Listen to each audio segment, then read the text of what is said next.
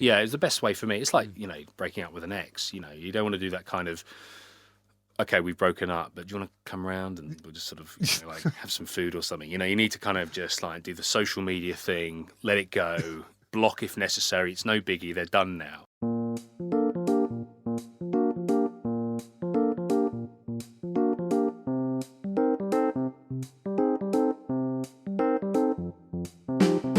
Hello amateurs, welcome to episode 23 of the Amateur Rugby Podcast, here to help soothe your Sunday morning hangover with some barnstorming rugby chat about the grassroots of the game.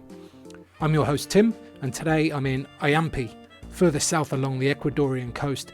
This unheralded but beautiful part of the world is proving a highly productive place for me and my website business.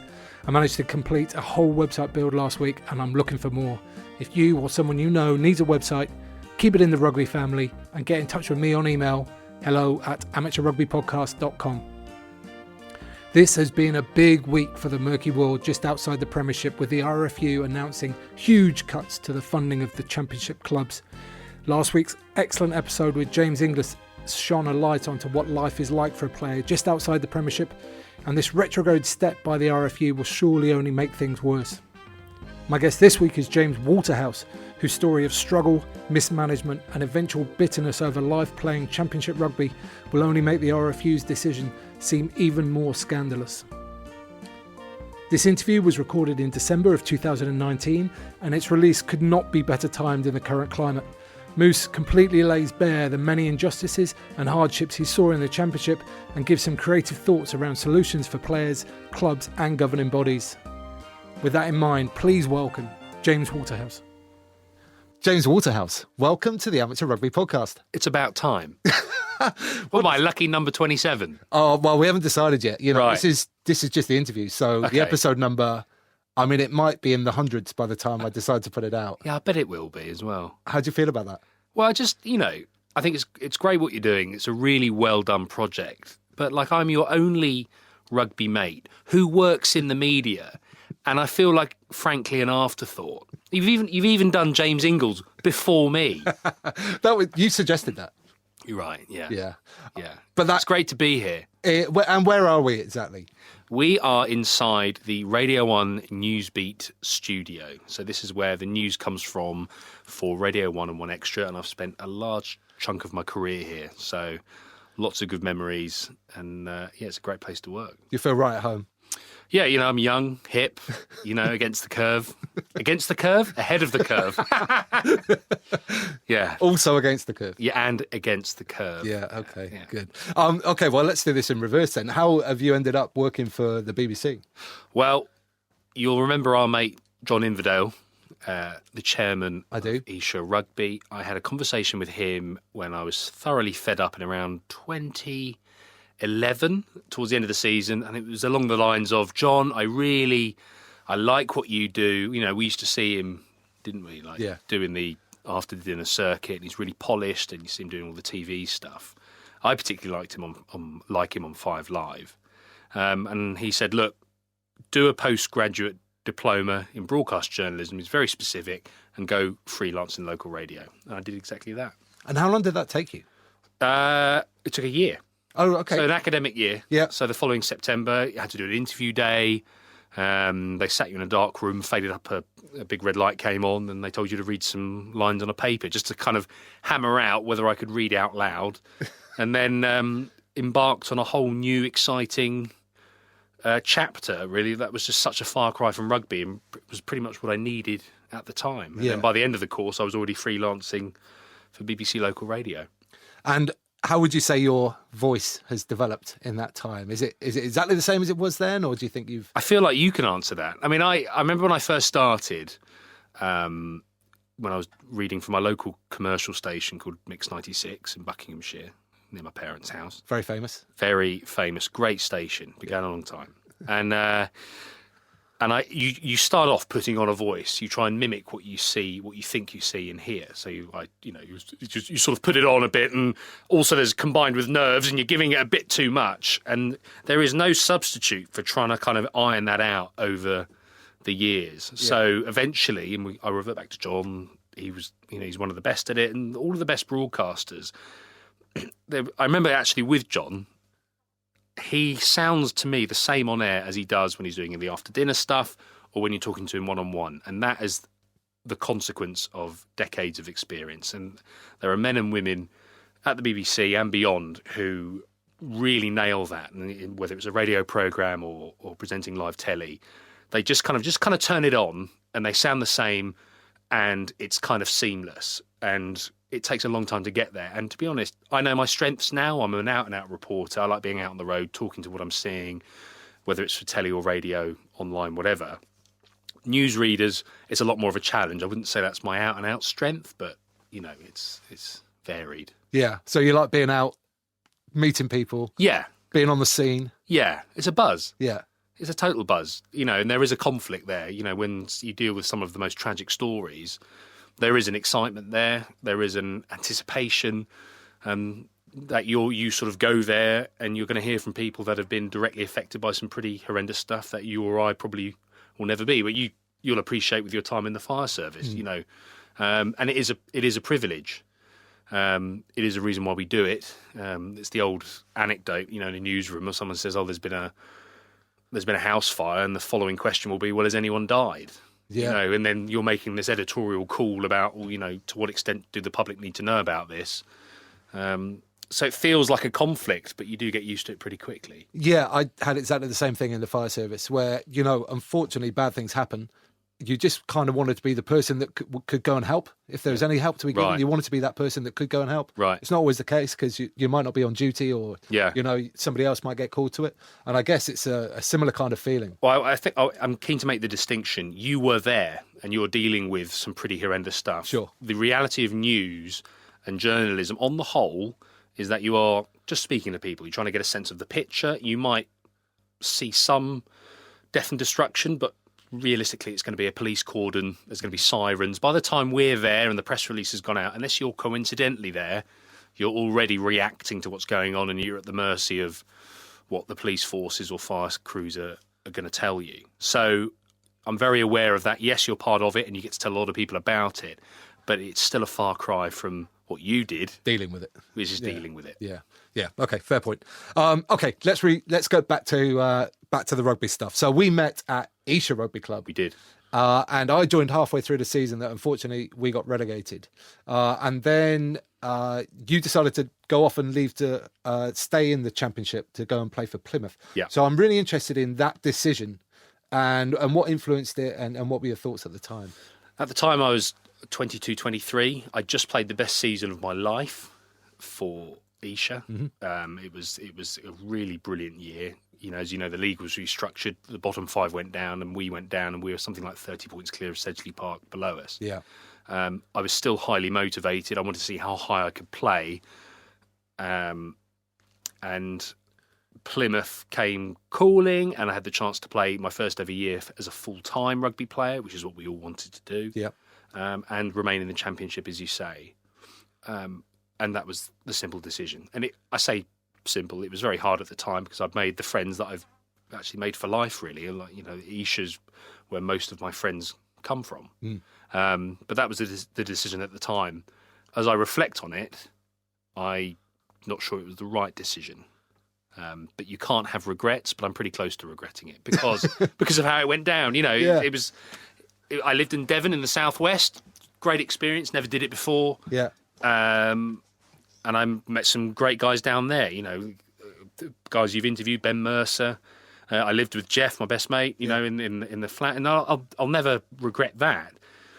But what came with full-time rugby and playing for a team that played very forward-dominated rugby and everything else, it just didn't quite happen for me on the field. And when rugby becomes your life, I went from chasing rugby to see whether it could be my life to having the opportunity for it to become my life. I mean, it didn't go well. I was pretty miserable, actually. Yeah. So what kind of thing, how did it not go well for you? Because, I mean, you're quite a rangy player, right? Athletic, fit. And like you say, they played a very forward-orientated game. So was that why it didn't work for you? Yeah. I mean, that's one element of it. Yeah. I mean, the responsibility solely lied with me to stay in condition, play well. What I now know is I went there with a hernia, Okay. right? Played through that for a bit, had the operation to fix it, and then it actually turned out to be a double hernia. So I spent 12 weeks out towards the end of the season. Right. I didn't start many games at the start of the season. So as a result, I became quite demotivated. I put on weight. I remember my dad coming to see me at Christmas when I finally got a start against Pirates on Boxing Day, and he said, you're not in great shape. Thanks. Yeah, he was especially at Christmas. He had a knack for that. Yeah, he would really give it to you. You sort of gently ask for feedback, and he'd just give it. And so when I finally got my shot, I blew it. I played okay. Yeah, certainly not enough to change the starting lineup. And then, the art of being a professional rugby player is you've got to have the good habits, stay motivated, and when your chance comes, you take it. By then, we had quite a healthy boozy culture. Right. There was a midweek social that started to happen quite regularly. A few of us got busted with club stamps on our hands when we were going out with students during a team run on a Thursday. So it sort of became like a freshers year. As I could say, as a young man, university age still, basically. I can imagine that would have been very hard to... Yeah. And let's be under no illusion, Plymouth is a great night out. Right. It's carnage. Yeah. There's a place called Riding Cuba where if a woman so fancied, if she took her top off, she would get a free bottle of champagne. So they stand on the podium, and this would be a regular occurrence. Yeah. And there'd be fights in the street. It was just carnage. So, yeah, it was a good year, but it marked the beginning of the end for me, rugby-wise. In terms of the rugby. Yeah. You had some Fijians there as well, didn't you? Was there? I did, yeah. Was there something like a carver circle or something? Yeah, like well, that? we had because they're the Fijian culture. They have chiefs, don't they? And I find it quite fascinating actually because there can be problems in the British Army, for example, where you'll have a senior ranking Fijian, but a private might be a chief. From back home, and they will have the authority. So I know the British Army sometimes have to combat that. Really? And we lived next door. One of the coaches was a guy called Nat Salmi, and he was also our neighbour.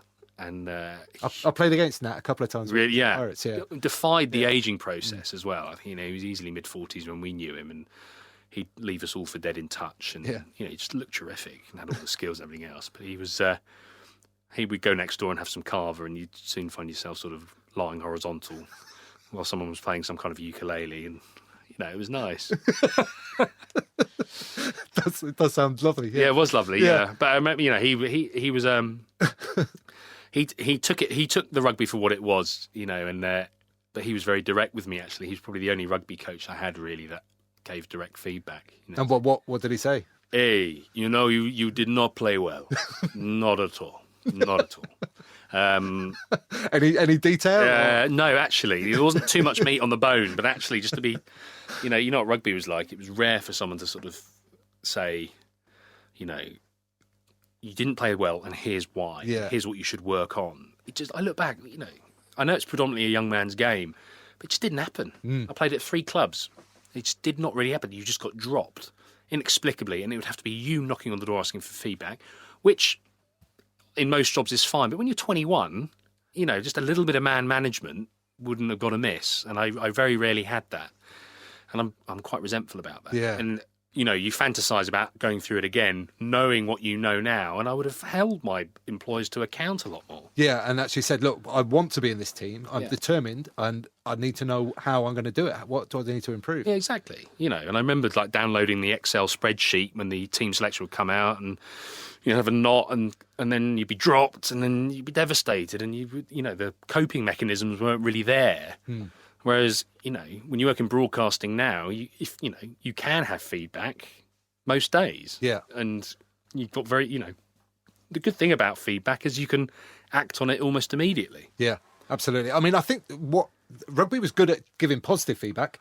Everybody was quite good at pumping your tires up. When you're in, when you're on, you're on. When you're going well, it was, you're always getting slaps on the back. But I think you're right. There was definitely scope for really managing that downside as well. Yeah, totally. And it just didn't happen. Yeah. And I think it was a consequence of former players being promoted up the ranks, not really having any managerial or leadership skill, and I think you could apply that to most industries. You know, people do a job they love, they get promoted out of the job they love, find themselves in charge of budgets, larger teams, HR issues potentially, and everything else, and they just don't have the tools to, you know, get the best out of players unless, as you say, they are a recruited talent in which the season relies on them performing. Yeah, I mean, well, I'm kind of a case in point in that, because I went and coached for 3 years. I was director of rugby. Of course, I had no experience of doing that whatsoever. I was just a player that had done okay, you know. And like, it's a real tough challenge. And it's interesting because you're not going to... What was the toughest bit? Well, it was the man management. It was the fact that you had to constantly be in touch with all the players. And that's because that's the fairest way to be. You know, you have to be that way. And the amount of energy that kind of sucked out of me as a person was enormous. And I'd never really been in that position before. Because you felt responsible? Completely, yeah. For making sure that they knew where they were in the squad and how things were going. And frankly, eventually, I just didn't have enough time to do it, really, apart from anything else. Yeah. But also, when you're a new coach, all you're thinking about is how you're coaching, really. Like, the man management side of it is so far removed. Don't both go hand in hand? Well, they should, right? But it's not what I thought about anyway. I was just thinking about the rugby. Right. But so when you're there with your forward pack and you're doing a line-out move and everything else, and you know you want your dream strike runner at 12, you're just thinking about the pattern and less so Mr. Inside Centre, how you feeling today? You feeling good for the weekend? We need a big game out of you. Yeah. I didn't come into it. Not really. Not at the start. That's surprising. Yeah, because my focus was rugby and I didn't really ever think about the man management side of it. Right. Until I was in it. And then it all became quite apparent that was really important. And you're not alone. Yeah. You know? Yeah, exactly. Yeah. So just talking about Plymouth a little bit more, though. Your director of rugby there was somebody like I always like to hear stories about, Mr. Graham Dorr. Yeah. So I'd like to some of your favourite anecdotes, if you don't mind. Well, when I first arrived, so when we played against them in the season before, which was 08-09, the end of that season he fractured or did something to a vertebra in his neck, aged 50. And then fast forward to when I'd signed and came up to meet him. This was about 2 to 3 months post-injury. Right. And he was beasting himself. Graham Dorr is in fabulous shape. Yeah. Like, there's not an ounce of fat on him. Always, never has been. He's got a good engine. And he was doing, there's a rowing machine, and he was doing something on the rowing machine, just hammering himself.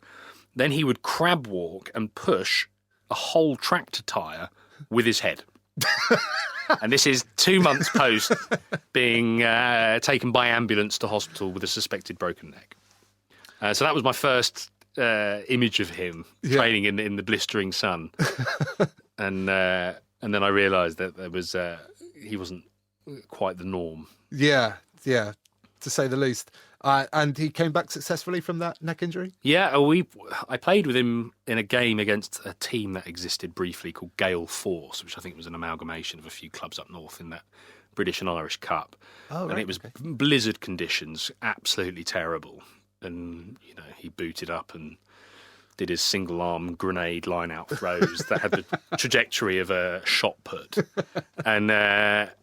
he had to go off at half time because he was so cold because there's no fat on him, so he's there shivering with a tin foil blanket on. He's one of the hardest men that have ever played the game. He's not. Yeah, he's a horrible guy. And but I just want to get across just how much delight I took in seeing him shiver like a frail, beaten old man.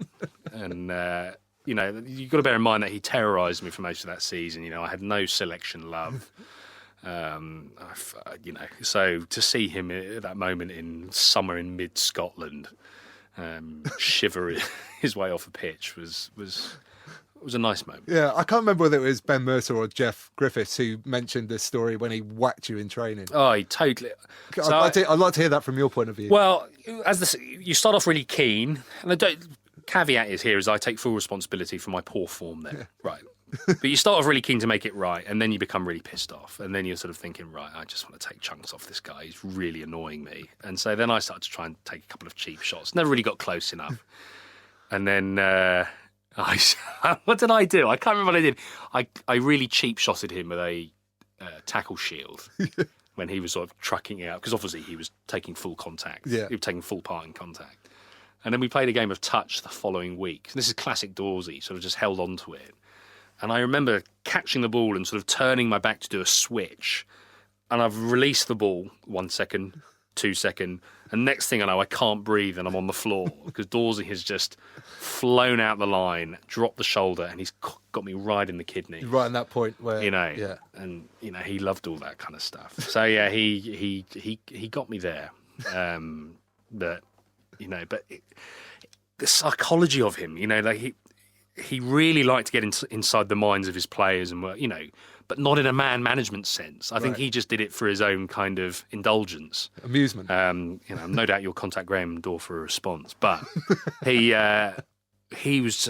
really saw a squad, and he thrived in trying to understand the dynamics of all those players, trying to work out who's a good leader. Are you a good leader? All the rest of it, and it would be like his project for the year, and. The reason people talk about him so much and there's all these anecdotes because he's a fascinating guy. There are very few people like it, and he's bright. There are intelligence is measured in different ways, and he's a seriously bright guy. And that he knew how he wanted the game to be played. He had a deep understanding of the game. Knew how to sort of get inside the minds of people.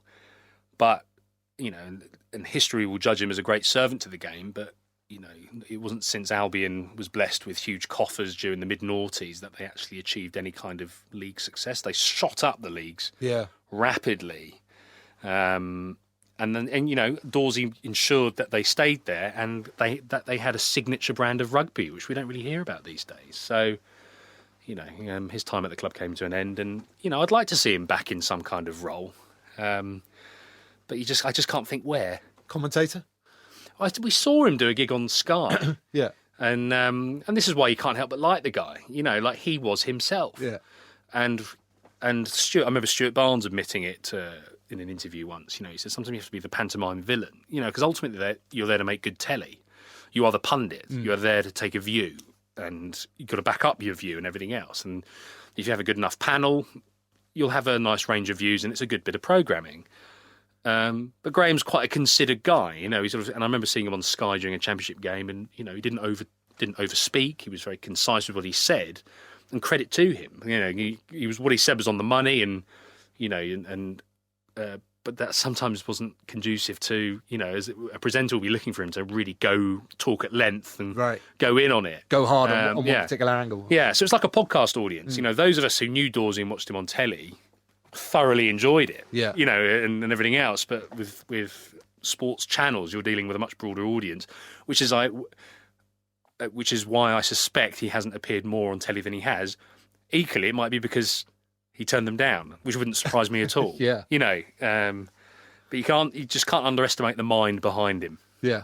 Sure. Okay, let's go back a little bit before that. He's going to get me now, isn't he? I'm going to walk out of this interview and he's going to sort of just clock me. He's going to appear on those big shovel hands. Yeah, he's going to knock you down the stairs. I'm going to be able to relax now.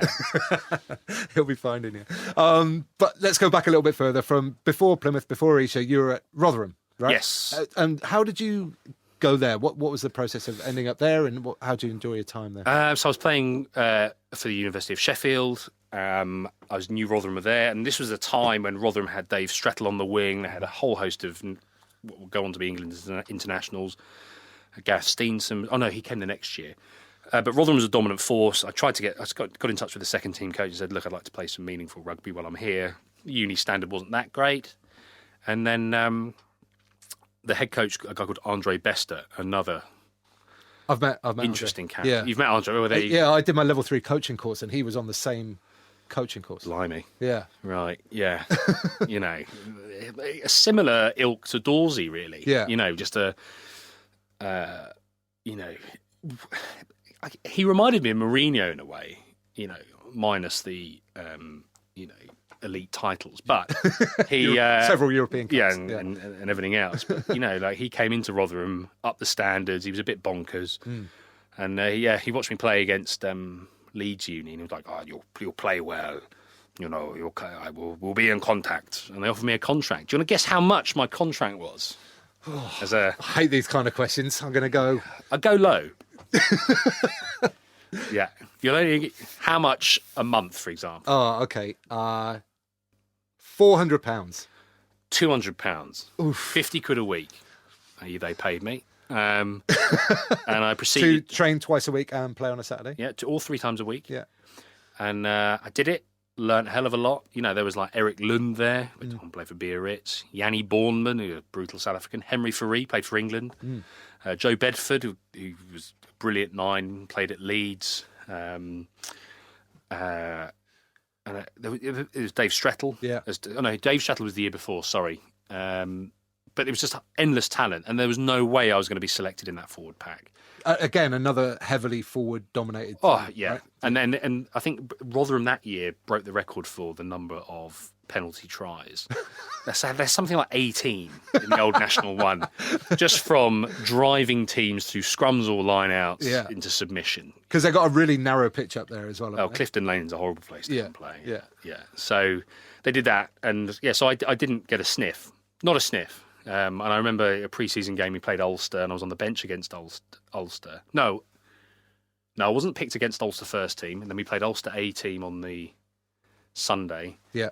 And then he put me on the bench, and then he didn't take me off the bench. So I flew all the way to Belfast, essentially for a piss-up. I remember knocking on his hotel door, and I was quite emotional. I was 19. Yeah. I was like, look, I don't know why you bothered bringing me if you're not going to pick me. And he was like, Jay, if I didn't think you were any good... you wouldn't be here. And then, What did you make thank of God that? he left. Yeah. So he left at the end of the year, along with most of the Rotherham's best players, as they got headhunted by Leeds. I think Leeds went up that year. Right.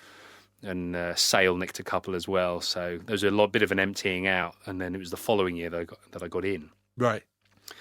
So they adjusted their contracts accordingly, because I started, the first half of the season. They didn't. I was still on 50 quid a week. So that was good. And some people are just going to get, some people... Shafted. Shafted. Can I say shafted? Yeah.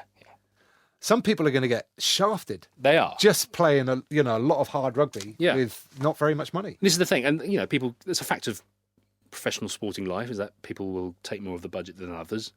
But it's a young man's game. You can't expect... There are very few teenagers, certainly people in their early 20s, that will get the chance to kind of try and negotiate on their own behalf. It's a totally alien concept, to go in with and Andre was intimidating. He was tiny but loud. Yeah, he's a small guy. Small guy, and I remember him challenging me to a wrestle when we did like this indoor wrestling session and everything else. And he was intimidating. To go in there and be like, I think I'm worth this. Here is why. Again, I'm fantasizing about my older self going back and doing a better show. So there's a lot of, there's a lot of, it's not quite right. And there is exploitation, and clubs dine on the desire of young men and women who hope to make it. Yeah. So, and that's not right. But that is the injustice of it all. And I agree.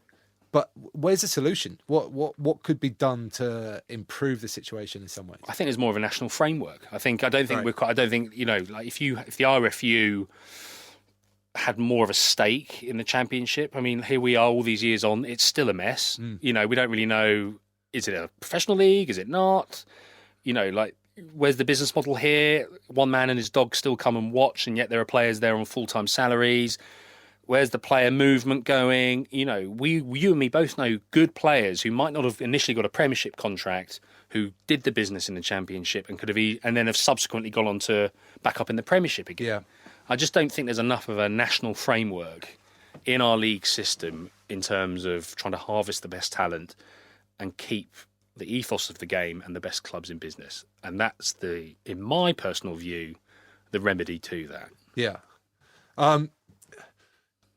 So it happens at both ends as well, because you end up getting a lot of people like me, for example, who came into like the Championship sort of arena late with no value, But I did it just because I was just so ambitious. I just wanted to play as high as I could for as long as I could. Well, I looked at the likes of you and Colm Hannon and all the rest of it, because then those days you were early 30s and I was like mid 20s, and I envied that. And actually, that's the ethos of the game, you know. And like if we can get away from clubs being reliant on single benefactors who come in, pump a load of cash in, and then until they get bored, they go away, and then all the journeymen leave and everything else, you know, let's have that. Let's have the ethos of the game. You play for each other. I've always admired what Richmond Rugby Club do. Yeah. You know, and once upon a time they fell to the bottom, and you know they make no. And Isha used to be that.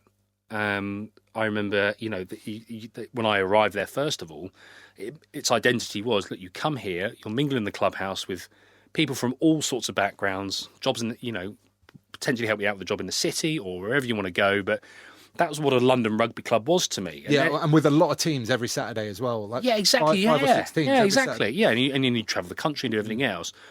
And I felt, you know, I can only talk with my experience with Isha, but I felt Isha then got very excited about the fact that they were actually, you know, had a shot at being a sustained second-tier club.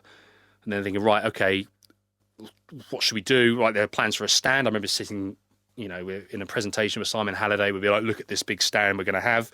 That was 12 years ago. Where's the stand? It's still not there, you know, and the identity was too easily given up. And, you know, and I've got a lot of feeling for Isha, and I really like them. And it was one of the most happiest times of my life there, you know. And I saw all the board members there the other week when I went to play Blackheath, and last season when they got relegated from National 1, so third tier, so now in the fourth tier. Yeah. You know, and it's run by volunteers and guys who believe passionately in the club and the game, but they are where they are because once upon a time they just abandoned their identity too easily, and that's how what I really think. And I think we need to stop that from happening. Isha will come back; they are still a great club, and the lateral flow of players will still come there. As you know, London's a unique place; people will always come here and want to get jobs and want to play a bit of footy. And it's a great place to play, even just like logistically, you know, 20 minutes, it's right by the train station out in Hersham. It's a beautiful playing surface, you know, a lovely part of London. It's an amazing pitch. Yeah, so it's got a lot going for it, even if it's just lost its way a little bit. Yeah, exactly, you know, but it's not alone. You know, there are clubs that just kind of go, right, we're going to have a push now, but then they don't ever think, a push to what? Yeah. Are you going to be a Premiership outfit? Therefore, are you going to build a stadium with a minimum capacity of 16,000? Yeah. You know, if not, then make no bombs about it. Like Bedford, they've never tried to be anything they're not. You know, they've got a great fan base. They always fill it every match day, and it's a great experience. The players are part-time. They do teaching jobs or whatever else, and they're part of the local community and area. You know, and there needs to be more of that. And I do sigh when, you know, it could be any team at any given year, couldn't it? Yeah. You look in the leagues and you're like, okay, well, they've got some cash. Yeah. You know, like Chinna Rugby Club, I grew up playing against Chinna and everything else, and they've got some names there, you know, and they're massive. You know, they're absolutely enormous. I watched them the other week, and you sort of think, right, how many of you are in Tame? Are you milling around Oxfordshire? Who is playing for them now? I haven't heard who's Trevor Arness has gone there from Irish. Fine player, a really good player. But I remember getting the train once from Marylebone to Hadnam, the village, because I'm from Buckinghamshire originally. And you'd see like the players coming out of London, going to play there, and then going back into London and everything else. But I'm a little bit out of touch with the talent of today. But you know, they've definitely recruited and everything else. And you sort of think, well, what's the purpose of the local rugby club? What's the end? Yeah, what's the end? Okay, so you put in all this money, and then what? Do you want to go? So you want to go to the Championship? Okay, fine. Then what? Stay there, or you know, it's just distorting the ethos of our domestic game. You know, what should the priority be? Like, what, you know, the women's game has come a long way. It needs to go a hell of a lot further. You know, but all in good time, right? I don't think you can rush that. I think it needs to develop. Well, you need the player. You need the player base. Yeah, you know, which is coming. I think so many girls playing rugby now, and I think that just needs that to flow through another 5-10 years until they're playing senior rugby, and then I think the women's game will explode even more than it has. Right. Yeah, you're right. I just have a general fatigue of clubs who have an identity crisis. And I get it, players need to be rewarded. I certainly wasn't, with match fees, expenses and whatever else, because some of the national leagues are brutal, time consuming and expensive. I get that, but a club has to be very clear about, where it's going, what it's about. And, if you're looking to put loads of bums on seats, then fine. Yeah. But if you're not, then be realistic about the business model. Yeah, because have you even got, have you got enough people to fill those seats, even if you build them? Well, this is the thing, and we look at this, what happens in the Premiership, and how many clubs are recording a profit and everything else. Almost none. Almost none. Yeah. So. But you mentioned Richmond there and the respect for what they've done. So they basically got promoted to the Championship, right? And decided to just stay the same as they were. Just stay part-time. Yeah. Still training 2, maybe 3 times a week. I'm not sure exactly. And then play on the Saturday. And they were successful for a full season and very unlucky to get relegated They last were. We know Jamie Gibbs, who played there at scrum half and everything else. And I watched them briefly once. I was actually walking past the athletic ground and they played some good ball. But actually, what does your Richmond rugby fan want? It's a great day out there. You go there, you watch the guys play a bit of ball. It's like the French mentality. My friend lived in Paris for years. And he says the French just want to be entertained sometimes. Yeah. They're not that fussed about a really tight, niggly test match. They want to be entertained. You go there with you pint of something nice and brown and fizzy, and you want to watch some nice rugby. If they win, they win. Great. If they don't, c'est la vie. But I think Richmond really embodied that. And then you sort of go around the corner to sort of London Scottish, and then London Welsh before they got into trouble. It was just they put everything behind it. And I commentated on games when London Welsh played at the Kassam in Oxford when they had that season in the Premiership where they just got pumped every week. Yeah. And you sort of think, what's wrong with this picture? Yeah. Who were you commentating for there? Was that for the BBC as well? BBC Radio Oxford. It was one of my first freelance gigs up there. Nice. Yeah. It was probably... I really enjoyed it. It was very early in my career to be doing out-and-out commentary, but I totally loved it. So which role were you? Were you the lead guy or the... Yes, I was commentator. So the guy who sort of commentated on the game. Runs the show. Yeah, and then I had my friend James Buckland, who I was best man at his wedding. He's lived on my road. He's one of my best mates.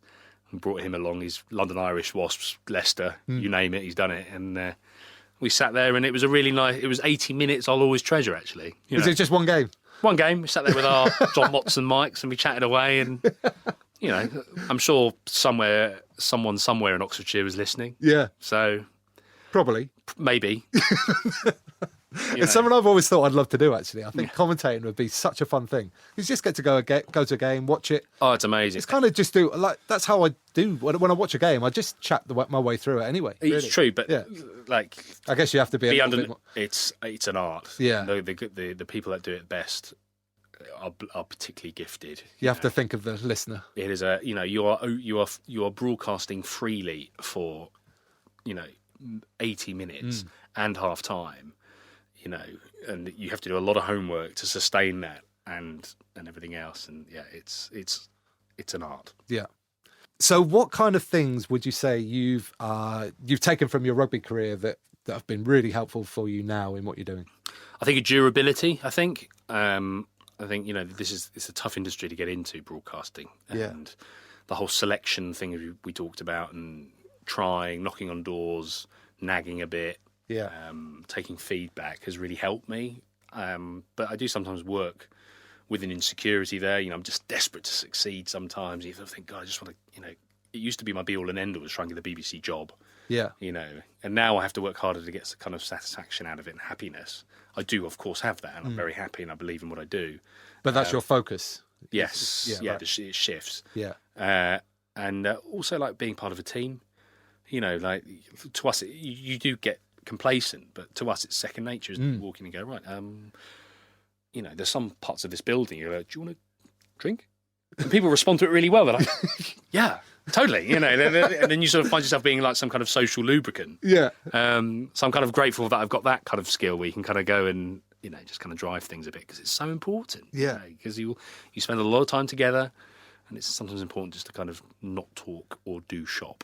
Yeah, and you do forget how easy that comes to rugby players now, because you've just done it for forever. really. You've always been part of a team. And I don't know, obviously I don't think we've ever been coached in how to do that, but like teamwork is something that people get coached in now. And you know, it's just something that you get given as a rugby player. Really. I think so. Yeah, I think the core of it is understanding the person. You know, because say you get a job here and you are Tim the journalist, but I need to know a bit about Tim. I know you're a journalist. Yeah. Clearly, you can do your stuff, but what are your motivations? What are you about? It's like in every story we tell here, the most interesting thread typically is the person.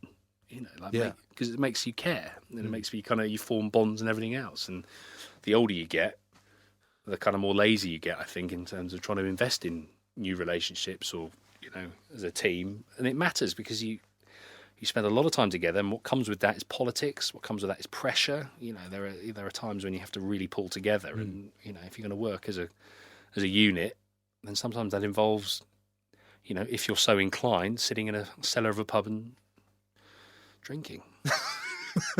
Or doing some kind of activity. Yeah.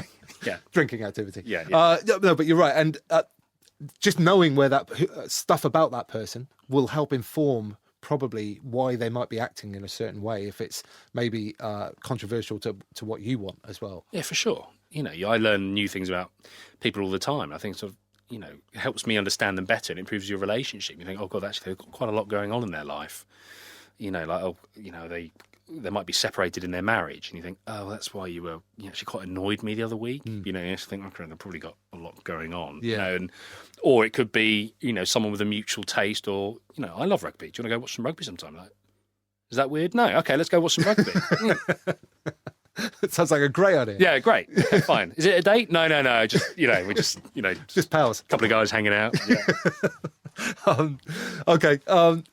Just an interesting thing for me is with this advent of professionalism and people like you and loads of other people striving to make it and get into the Premiership, but then not quite making it for whatever reason.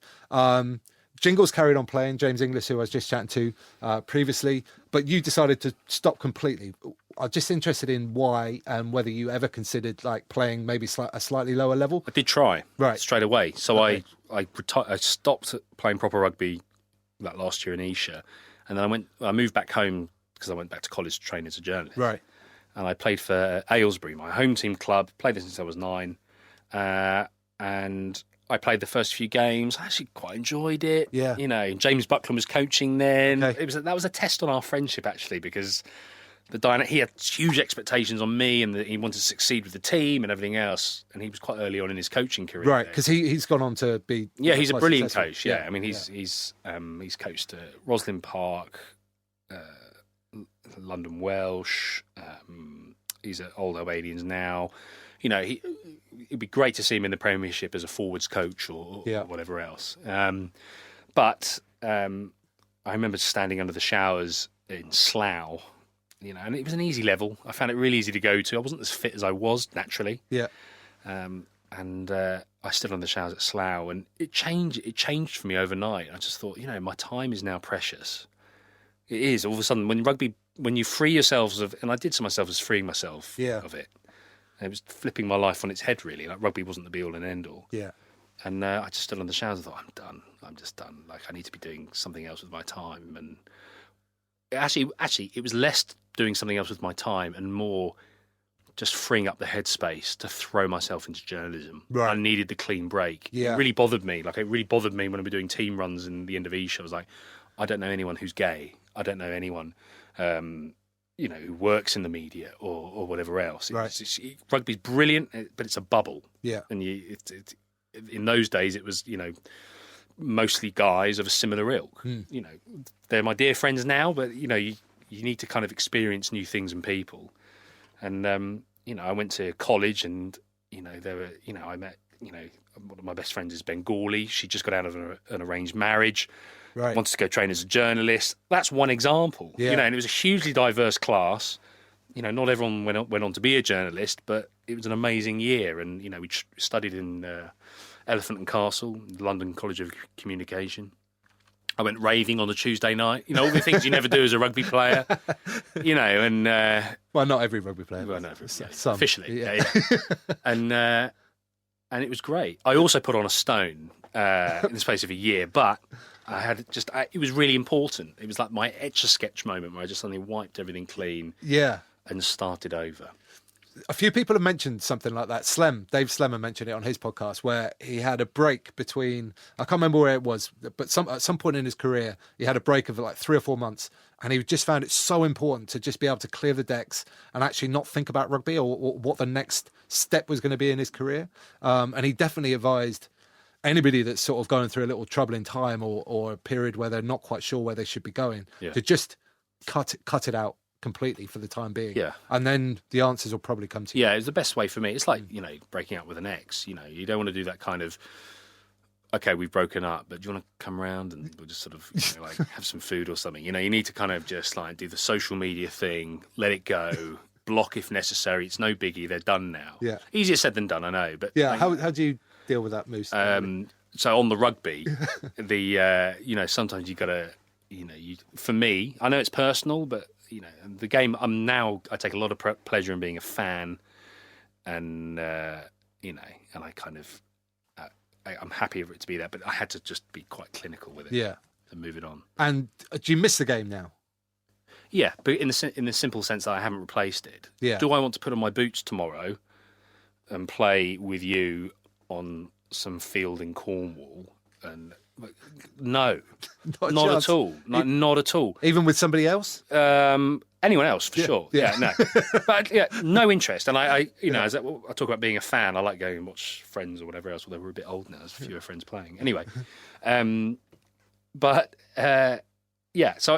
what I haven't replaced is take you and I, right? We trained well all week. We knew we were going to get picked. We were fit. We were in favour. We had a big game at home. There'd be a great piss up afterwards. Yeah. You pull it in. You arrive at the clubhouse. There's a real nice culture. You're slowly building. The hairs start to tingle. You're putting your shirts in, and you're thinking, I just want to play well for my mates. And that's all I wanted to do. I wanted all my mates to think Moose did something good for me then. Like he was there for me. Yeah. And you go and do some silly things with your body. You go out, you play in these big games with the crowds on you, and you do everything you can, and you put your body through something until exhaustion. And then you collapse into a heap, you bond, you have drinks, you mingle with the opposition. The end. I've never, ever replaced that. Yeah. I think very few people do, unless you go and launch a career as a successful music artist and perform at Glastonbury. I just don't think you're gonna. Yeah, there's very little that can really compare to that level of... It's the arousal. Yeah, yeah. I just don't, I like doing the odd half marathon, not quickly, but I like doing organised runs. Yeah. That's not, the whole purpose of that is to not peak early and sprint the first 2 miles and die in a heap, although I would still manage to. But, you don't really replace it. A game of squash is not going to get you wanting to pull together and this is us now, let's do it, this is our identity. And you don't. No, and it's that. Well, there's a lot of factors to this, right? It's the team element. It's the element of almost like danger about it, really. That there is jeopardy. Yeah. Yeah. You feel a little bit scared sometimes. I'm sure most people do, or have nervousness about the game and how it's going to go and all that kind of stuff. And to combine all those things into one thing, like to replace it, I don't think. Well, it's almost impossible. It is almost impossible. Yeah. Will we change anything? No. But I do hope that, life is satisfying now and I'm happy and everything else. But, you do get nostalgic. And I just like to think, wouldn't it be nice if there was another era like that where you could go and put yourself through it? You hear about people talk about being in the armed forces and that camaraderie. We did a film on the Trident submarines. Right. And you hear like the enthusiasm at which, this officer was saying, like, you go away with tens of, I think it was 50 or so crew or whatever. You go away from, out to underwater, out to sea for months on end. Yeah. And you're going to get close. You're going to get close. And they revelled in that. That was their thing. You think, if that's your thing, how are you going to replicate that when you sort of... Well, this is it, isn't it? A lot of people in the armed forces, in fact, probably the majority, really struggle when they finish. Yeah. And to add to that, they're part of an institution. That is a culture and a way of life. For us, it's a choice. It was a dominating hobby. Yeah. Yeah. Yeah. So when you look back in your career, I think you kind of mentioned it. What was the favourite part of your career when you felt like you were just hitting your straps? Like this, probably the level we played, the social was really good. Yeah, as well. it was our year at Esher. Yeah. First year at Esher, I was 21 when I first joined. I was doing sprint training with Margo Wells. You know, like I managed to tug on my dad's trouser leg to get a bit of cash on him and out of him. And I really invested in my body. Yeah. The culture was great. You know, it was guys that it was player driven.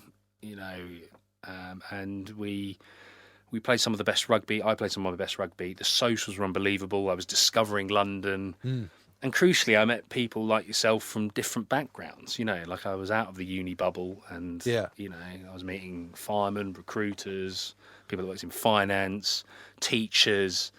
You know, and we all had this common goal every week, and you know, and it was just a really fond time. And you know, Esher in that era was quite something really special, because we had a varied squad of ability and age. And I think that's the important thing. You know, I treasure it. Yeah. Just a little bit on Margo, if you don't mind, because maybe some of the listeners know who she is, maybe some people don't. But she coached a lot of rugby players. Yeah, sure, she during a period. Still does. Yeah, she's based down in Guildford. For those that don't know, she coached the Alan Wells, her husband. She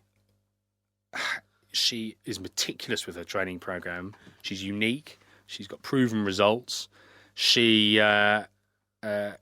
formidable. You know, if you're doing something terribly, you know, you don't pay your money to train with her and, you know, sort of get, you know, pumped up and everything else. You know, it's brutal. I remember the first few months I went to her, everyone else was sprinting and I was at the side of the track doing bodyweight squats, press ups, sit ups, because I wasn't in the condition, in her view, to sprint. Right. That must have been nice. It was humiliating, but you know, the weight just falls off. Yeah. And then it's functional strength and everything else. And you know, at the time then she had James Haskell, Danny Cipriani, Tom Voice from Wasps was coming down. You know, top players were travelling from all over the country to see her and paying their own money. Their own money to do it. And this is, you know, for them, it was on top of a full-time schedule. Yeah. And they, you know, got the best out of them. And she's amazing. But I don't know why she's never been hoovered up and been made part of a bigger team setup. But she's, you know, speed and power is a fundamental part of the game. Clubs have slowly started to mimic that, and you know, you can tell by the way the game's changed since we stopped. You know, it's players are doing different things now. But yeah, it does look scary, doesn't it? You always hear ex-players talk about this, but it just looks so much faster and bigger, and the impacts are so much bigger now. I went to watch Roslyn Parks, and on their artificial surface, you've got like a CrossFit-looking gym thing at the side.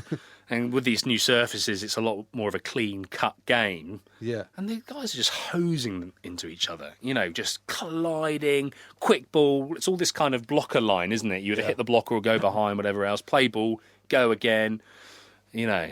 I wonder what Graham Dorr would make of it, to be honest with you. You know, well, he's waiting outside for you, mate. Maybe. Yeah, exactly. Yeah, I know. Okay, well, listen, mate. Let's move on to the Ruggle Law Bore section, shall we? How do you rate your law? I rate myself. Yeah, yeah, I rate myself out of 10. 7. A 7. Yeah. That's pretty strong. Yeah. Okay. Yeah. Well, it's just a bit of fun, you know. I'm relaxed. Just improve the law knowledge across the game, hopefully. Totally breezy. You know, I've got a few of these questions wrong, even good, having had the law book next to me to look at. All right. Yeah, but there we go. So with that in mind, Moose, it's time to find out if you are a Ruggle Law Bore. Sir, are you sure that's correct? This question is so niche, I don't think anybody could possibly know it. Bring it. A penalty is awarded to Team A. Without indicating the intention to kick at goal, a player from Team A successfully drop kicks the ball through the posts from the mark. Come on. Does the goal stand? Yes. That's correct. Oh, yeah, I'll take it. I didn't know that for sure, but on the basis of, you know, when the ball blows over, but that's after they've directed that they're going to kick. That's different, yeah. Oh, that's good. It's a good one, that, isn't it? They should do it more. They should, like, especially if, especially if you're a bit nervous as a kicker, you're like, I'll just do it. Yeah. So, get over with. Yeah. If you miss, you sort of say, I was just wasting time. So. Yes. Okay, that's good. True. Good question, yeah. I've never seen it happen. Maybe as a consequence of this. People will start doing it. Yeah, I think so. Especially in amateur rugby. Yeah. I'd love to see that.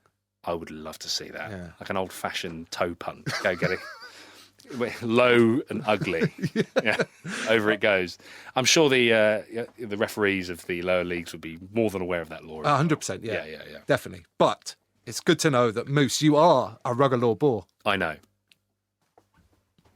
And now we move on to the stash questions. Oh, yes. What's your favourite stash you've ever received, Moose? I know. It was 2002, Aylesbury Grammar School. We did our rugby tour to Western Canada, so Banff, Vancouver Amazing. Drive and everything else. And, we were like 15, 16, and we got like kit bag, 3 shirts, shorts, loads of different socks, everything else. I mean, it was pure joy receiving that, And then you got to wear it in an amazing place. I did, well, and then I busted a rib in the first game, and then I got busted buying beer by one of the teachers and had to serve a 1-match suspension mid-trip. The shame of it. It was a shame, yeah. It was Mr. Ramsbottom, Mr. Dean, Mr. Williams. I've never lived that down. So, you know who you are. You're going to be okay? Well, I guess. Okay, what is your favourite kit of all time? This can be any team from any era. It was the Stade Francais kit with the Andy Warhol stuff at the front. That's interesting. Yeah, it was just fabulous, wasn't it? It's just the abstract design of I think they had like the face in quarters. Yeah. And everywhere else. I remember watching them at the Stoop, and it was just, I mean, they've always done it well, Stade. Shame about their rugby now, but it's interesting. Pink is pink. Jingle was also like the Stade Francais kit. Oh, did it? Yeah, but the flowery one, the one that was before that. Was nice, yeah. He thought the Andy Warhol one had maybe gone a bit too far. He doesn't know what he's talking about. He's a public school teacher. He doesn't know style or fashion if it hit him in the face. He probably liked the old cotton traders, baggy, England shirt of the 90s. He didn't go that far. Right, okay. Okay, and lastly, what is your current stash crush? Or, conversely, a kit that you think is horrific and should never be seen on a rugby pitch again? I don't like Bristols. No? I don't like it at all. I don't like the maroon going into the blue and then a bit of like a white stripe. I struggled to picture it then for a second. Yeah, it's a bit of a sort of like a bit of a vomit. I'm sort of thinking that alongside going from Bristol to Bristol Bears, I'm just thinking there's a lot going on here. While playing at a football ground that's got red seats and everything else, I just think, let's just wind it in. Yeah. Be Bristol, wear blue and white. That's just how I feel right Just keep it simple. Yeah, just keep it simple. I'm not, I'm a bit old school with this whole, the Bristol Bears thing. Who else did it? Insert animal after club name. There's a couple in the Championship. Remember the old Birmingham Solihull were the worst for it. When we played them, they were the Per Temps Bees. Yeah, sponsorship in their actual club name. Yeah, exactly. Horrific. Why can't it be something authentic and natural like the Ealing Trailfinders, or a really organic name? Indeed. Well, mate, that's we're going to end on that. Thanks, Tim, for finally having me. Yeah, it's been a real pleasure, mate. Thanks, mate. Thank you so much for inviting me here to the BBC Radio Newsbeat studios. You're more than welcome. Yeah, I mean, maybe I'll just come in and record all my interviews from here. Sure. Yeah, why not? Yeah. Well, I'll have to make a couple of calls, but yeah. Okay, mate. So listen, if people want to get hold of you to, talk about post-career transitions, maybe a career in the media. Oh, tweet me. Tweet you? Yeah, just tweet me. At what? At Jam, J-A-M, James had gone, Waterhouse. Nice. Okay, perfect. Yeah. And slide in my DMs.